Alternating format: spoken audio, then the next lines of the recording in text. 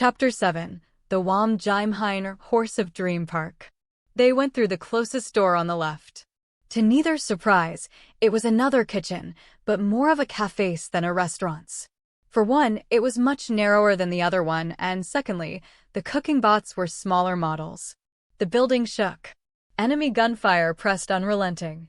But they couldn't hope for better. What Jinto feared most was them storming in. If the troops swarmed them, they'd have no leeway to fight back. Sit. There were no chairs, so he sat her down alongside the wall. What are you going to do? I'm gonna play at burglar. We have no time. I know, but it's a necessary evil. Jinto searched the place for a bottle of spring water and handed one to Leifier. We need to hydrate. Still leaning against the wall, Leifier took the bottle in her hands and started drinking. Some of the pure spring water trickled out of her lips and wet her clothes. Jinto also drank about half a bottle's worth of the stuff. It was as though the water got sucked up before it even reached his stomach. Leifier savored a moment. Then she said, if the Wasp-Caberer, Grand Chamberlain, were here to see this, it would cause a seizure. Jinto took 2 sinusec, drinking glasses, from the tableware washer as he asked, really particular about etiquette, I take it? Yep. I got scolded constantly.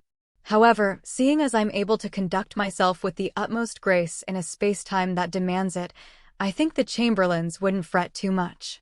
I'll take your word for it, though sadly, I still haven't come across the patch of space-time you speak of. In which reality do you conduct yourself with the utmost grace? As they spoke, Jinto inspected the niche-like depressions along the wall. Shut up, I'm always the picture of grace. Yeah. Say one more word and I'll rip you to pieces. Well, I can't have that. Jinto dared not defy her. He placed a glass on the niche that read grape-flavored concentrated sugar water in Barnu. The liquid in question trickled into the glass. He gave it a taste. It was grape-flavored concentrated sugar water all right. It smelled of grapes. Its texture felt viscous in the mouth. And it was so sweet it'd make an ant balk. It was undiluted concentrate mixed with either booze or carbonated water. Normally, he'd have hated it, but right now, it tasted strangely good. He filled the other glass and handed it to Leifier. Drink. Leifier took a sip. In another time and place, I would have felt slighted by this. What our systems need right now is sugar. I know. Leifier gulped down the thick concoction in one go. Then she washed out the aftertaste with more spring water. Let's go, he said, offering a hand up. You needn't lend me your shoulder now.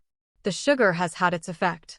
Yet she staggered on her feet, and she had to keep herself up by leaning against the hull with a hand. You can be the best of ever, there's no way your metabolism's that fast. Don't push yourself so hard. Once again, he lent her a shoulder. She was still thirsty, so she started walking while drinking. An explosion flared far too close for comfort, and the door into the hallway buckled. There was no one in the cafe on the other side, neither animatronics, nor, of course, people. He was glad nobody would be accosting them over something or other. They exited the establishment, out onto a wide path of soft stone. Jinto took Leifier's gun and gave her spring water to hold instead. Leifier took another sip, shook the remaining bottle, and pulled an inquisitive expression. Jinto shook his head. Leifier threw it aside. The synthetic resin bottle dropped to a useless little thud and rolled away. If that Chamberlain saw you do that just now, the consequences would be far graver than a mere seizure. Leifier squinted gleefully. A horse approached them from in front, its naughty to litter. Sorry, Jinto apologized in spite of himself. Are you tired? The horse about-faced and began walking with them. Yes. Very, he confided. Would you like a ride? You'd do that for us, said Jinto, startled. He looked the horse in its forehead, which sported a star. I would. It's my job, after all. Thank you so much. But we're more than just tired. We're also in a hurry. I can help with that, too. Sweet. Jinto gave the royal princess a hitch up the horse's back and handed back her gun. Then he straddled it behind her. You're quite heavy, little ones. You're actually grown-ups, aren't you? It groused. We're just kids with weight problems. I sometimes give rides to pairs of smaller children, but 2 kids that are this big at the same time is a first. Can't hack it. Oh, don't worry, I absolutely can. Great. Take us to the exit if you don't mind. Without telling your mommy or daddy? Daddy's at home.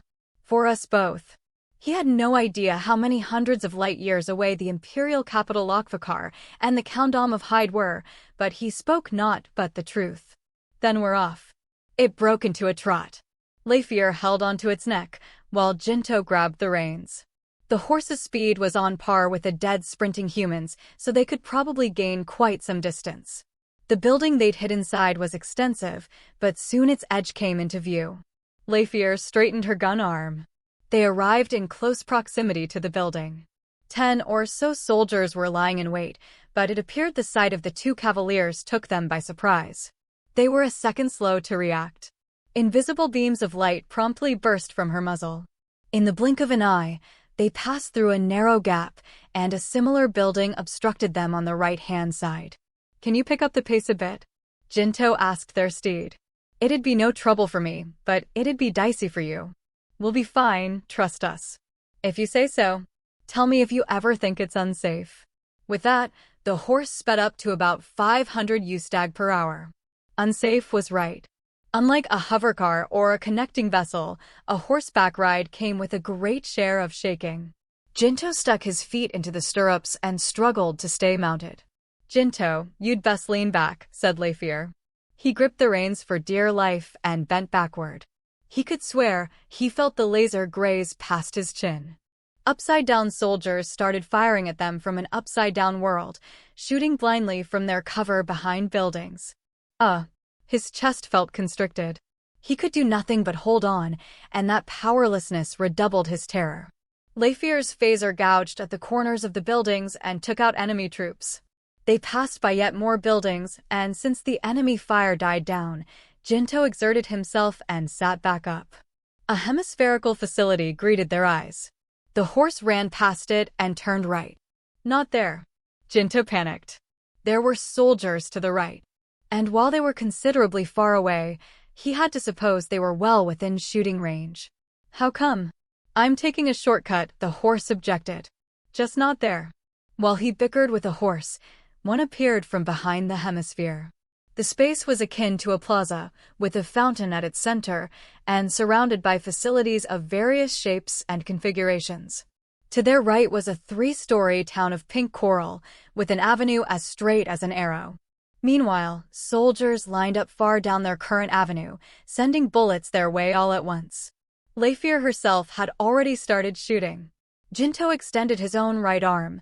The fact that he hadn't dropped his gun deserved some credit, if he did say so himself, and pulled the trigger. For a moment, the fruit of their deadly exchange was unclear, but the enemy had numbers on their side, and the horse was in any case exposed to a dense hail of fire. Luckily, they didn't score any direct hits, yet the vicinity bloomed with discharges and detonations. The stench of gun smoke curled across showers of soft stone shards. It's gotten harder to run. What's going on over there? Said the horse, not knowing just how valid its concern was. Faster! Jinto screamed, during a pause in the crossfire. Even faster? All right, here goes. The horse accelerated into a headlong gallop. In so doing, it cleared 2/3 of the plaza space without sustaining any fire. Jinto! Leifir yelled in warning. To your right, on that roof. Thinking fast, Jinto grabbed onto the saddle's cantle and leaned hard left. Leifir resumed fire just as a shot darted toward them. It grazed his sleeve, ripping it and leaving a welt. Grah! Jinto gritted his teeth. More from behind. Jinto turned to look, to find 3 enemies in pursuit on horseback. They must have learned from their example and struck a deal with some wandering steeds. I can't manage all of them. You have my faith, said Leifir. You say that, but... The improvised cavalry clearly weren't trained for equine endeavors. Firing intermittent shots while also clinging so as not to get bucked off proved mostly ineffectual. That being said, they were closing the distance little by little. Naturally, Jinto too had no training to guide him, and even so much as bringing his gun to the ready was fumbly in this awkward position. Jinto tucked the gun into his armpit and retrieved a phaser cartridge. Leifir, close your eyes. He tossed it. Due in part to his unsteady position, It didn't come close to the enemy. Right before it dropped, Jinto shut his eyes and faced away. A dazzling gleam. When again his eyes opened, he caught sight of two of the enemies fallen from their mounts, rolling and clutching at their eyes. "I told you, no littering," the horse admonished. "Sorry. I'm a rotten little brat." The single remaining enemy ceased in their tracks. "There, see it?" "The exit," said the horse. A row of about 20 glass doors lay open for them. "I can't go any further from this point," it added, coming to a stop. "Thank you." Jinto jumped off. "Come on, Jinto." Leifier launched into a sprint. It seemed as though this time, the sugar really had bestowed her the strength to go on. "I look forward to seeing you, AG." Then the horse took a crusher bullet right to the abdomen. Searing fumes shrouded its saddle while electric sparks charged through the air. "Looks like I'm malfunctioning." It slowly fell to its knees as its legs broke down. "I'm so sorry." Jinto gripped at his chest. "Hurry." Leifier picked off the last of the makeshift cavalry. "Yeah, I get the picture." Jinto dashed for the exit. They came to a small sort of hall. It housed some shops and guide maps, and there were 10 stopped escalators before them. Needless to say, no other people were present. Jinto searched the sides of the exit. "What are you doing?" questioned Leifier, her voice severe as she'd already stepped foot onto the escalator. "Just give me 5 seconds." There was no guarantee he'd come across what he hoped for, but there they were, 3 buttons, the controls under the words "emergency shut-off door." Next to them hung a notice reading, "Warning, activating without just cause will lead to criminal charges." The controls were a tad difficult to work, probably in order to prevent mischief from prankster children. Jinto followed the instructions and pressed button 3, then 1, then 2. The buttons glowed when pressed, and then they started blinking on and off. "Warning. Activating the shut-off door without need will hold you subject to criminal and civil affairs liability. Please confirm the situation is an emergency," came the robo-voice, but Jinto paid it no heed. There was no time. He slammed his hands against the buttons. "Danger. The shut-off door will now close. Please get away from the door. Danger. The shut-off door will." The glass doors closed shut at once. A steel door dropped down from above and caused the ground to quake with a thud. "All right, we're good to go." Jinto ran up to her. The staircase was lengthy, with at least 5 stories worth of height in all. They rushed up them without pause and panted by the door. "Are you okay?" asked Jinto, concerned. "Uh-huh." She was pale in the face, but she had enough left in her to give him a grin. "Let's head into town again. We'll go back into hiding. I bet you anything the Empire'll be back in no time." The exit was unmanned. They stepped through it into the open. The daytime sky was without a cloud. Outside the exit, the ground slanted in a slight incline, shining hazily. The path stretched about as wide as the small plaza, and at its top, it divided in 2. But they hadn't even reached that far before hovercars appeared from both ends to block their way. "Police." Jinto looked back and witnessed the darting figures of police officers. "Don't move." The officers fired warning shots. Leifier's right hand made to move. "No," said Jinto, grabbing her by the wrist. "Why? You want to surrender here?" "Yep, we're surrendering." They were flanked on both sides, and besides, the cops in front were hiding behind their cars. There could be no victory. "Terrestrial citizens are better than the alternative," argued Jinto. "Better than falling into enemy hands." "But what if they hand us over?" "We'll cross that bridge when we get there." "But if we fight here, we die." "It's that simple." Leifier bit her lower lip and dropped her gun. A man exited the hovercar at the center. A man with brown skin and a smoke in his mouth. "Name's Entriua, and I'm an inspector with the Lune Biga police. Now, I'd like to hear from you two about a grand theft auto incident that occurred some 5 days back." "Are we under arrest?" cried Jinto, glowering at the inspector. "Oh, so you speak Clasbilian?" Entriua beamed. "That's a relief.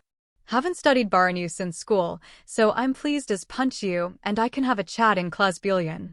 And to answer your question, you're not under arrest. You'll be coming along with us voluntarily for a bit of questioning. We don't even know who you really are, so we can't issue warrants for your arrest, see? Though we probably could just arrest you on the spot for property damage and unauthorized possession of weapons." We plead self-defense. Thought you would, which is why I didn't throw murder on the list. In any case, I think it'd be in your best interest to take a ride with us. And we're not under arrest, right? Jinto pressed. Nope. Not as of now anyway. So no cuffs and no straitjackets. What about the property damage and unauthorized possession? Well, to tell you the truth, we've got an arrangement or some such with the Empire, so it'll be the court that decides. I know your extenuating circumstances. So believe me when I say that at the moment, I've no desire to arrest. Now have we understood each other? Jinto nodded slowly. Good, that's good. Can I get you to ditch the gun? He said gently. He let it go, dumping it on the ground alongside the single remaining phaser cartridge. Leifier still gripped hers. Now for the young lady. You can do it, Leifier, Jinto said in hushed tones. I shall trust your judgment, she told him, and she put it down. Entriua, relieved, ordered a subordinate to take their firearms. Now put your hands behind your head and come here. If you behave, we won't have to get rough. Jinto did as he was told. Leifier also complied, albeit grudgingly. Don't be naive, Inspector. Another man had exited the car, but this one was wearing a green-brown uniform. The uniform of a military officer. You tricked us. Jinto tried throwing himself at the cop they'd given the guns. In that moment, the tension ran high. Wait. You've got the wrong idea, said Entriua. Calm down and let me explain. Jinto froze in place. This is Military Police Lieutenant Kite. He's cooperating with us, he rattled on. Listen, we aren't toadies of the occupiers. At the end of the day, I'm the one in charge here. So if you listen to what I say, there won't be any problems. Lunacy. Kite pressed a gun against the two. There's absolutely a problem. We haven't even checked to see whether they're totally disarmed yet. How can you trust them so easily? Inspector Entriua, was it? Said Leifier. I don't know whether it means anything to the people of the land, but I swear upon Barlopanek, the honor of the Ov, that I have no other weapons on me. Yes, I trust you, I really trust you, said Entriua in clumsy Barnu. No. Kite disheveled his blonde hair. Look here, Ov, if you want us to believe you, then remove all of your clothes and lie on your back. We'll give you a thorough pat-down. Jinto stepped in front of Leifier to defend her. As if. We're not here to humor your stupid power play. Out of the way, you idiot slave. Kite suddenly pulled the trigger. Ugh. Jinto felt a searing heat in his left shoulder. His vision swam. Jinto. Leifier caught him in her arms. Fortunately, Kite's gun was a phaser. It hadn't drawn much blood. However, he was assailed by intense pain and beaded with greasy sweat. The light of the world dimmed for a moment. You wretch! Leifier exploded with the wrath of a solar flare. You shall pay.